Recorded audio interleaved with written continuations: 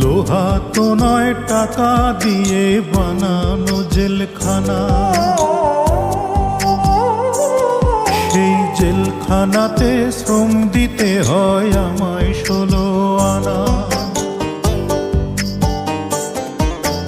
লোহা তো নয়, টাকা দিয়ে বানানো জেলখানা। জেলখানাতে শ্রম দিতে হয় আমায় 16 আনা।